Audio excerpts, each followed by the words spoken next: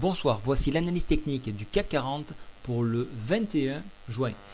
Alors bien évidemment, soyez très prudent lorsque vous utilisez des produits, notamment le CFD, le Forex ou les certificats, les turbos. Il y a des règles, il faut les connaître avant de s'engager. Donc nous allons commencer par étudier, avant de se lancer, le calendrier économique de demain. Alors aujourd'hui on peut voir qu'on a eu des très mauvaises statistiques, notamment au niveau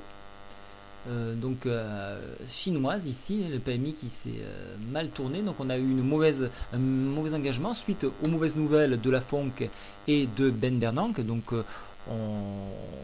voilà, donc moins d'argent à injecter, on commence à se tourner vers une sortie, on a toujours autant de chômage, mais une économie qui semble se redresser, et donc le cocktail est explosif. Voilà pourquoi il ne fallait absolument pas jouer et prendre position à la veille, parce que ça revenait à jouer au poker. Voilà. Les statistiques américaines cependant en fin de séance sont plutôt correctes, notamment sur les ventes de maisons existantes, donc ça c'est un bon point. Et c'est dans ça que la FONC dit on peut avoir un redressement économique sensible, mais on peut l'avoir et ça peut partir de là. Voilà pourquoi on commence un petit peu à se désengager.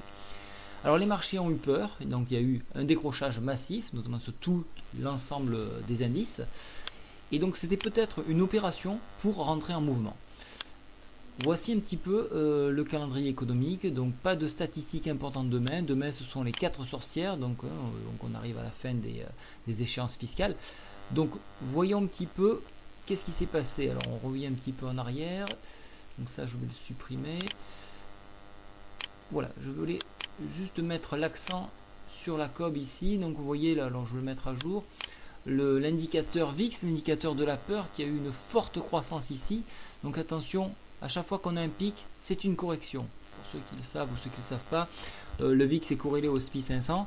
Donc si le VIX monte, le SPI 500 baisse. C'est ce qui s'est passé. Donc peut-être que c'est une occasion de profiter d'un point bas pour repartir à la hausse. Voilà pourquoi en newsletter, j'ai proposé donc de travailler le SPI 500.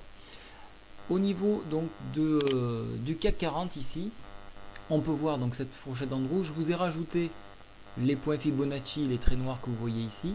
Je suis sur la plateforme MarketScope 2. Je vous ai tracé la 200 ici, le EMA 200. Vous voyez qu'on s'appuie exactement sur la EMA 200 qui correspond également au bas de la Bollinger. Vous voyez que nous sommes en journalier, donc nous avons enfoncé la 7 et nous sommes partis directement ici. Donc ici, ça peut être un point d'appui pour repartir. Attention à ne pas reproduire un scénario style août.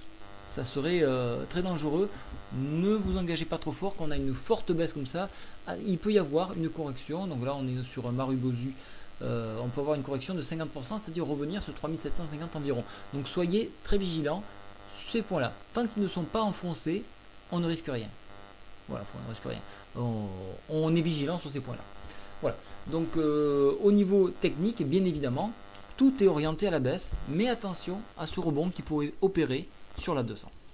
Voilà, je vous souhaite à tous une très bonne soirée et je vous en donnerai plus par newsletter. Au revoir.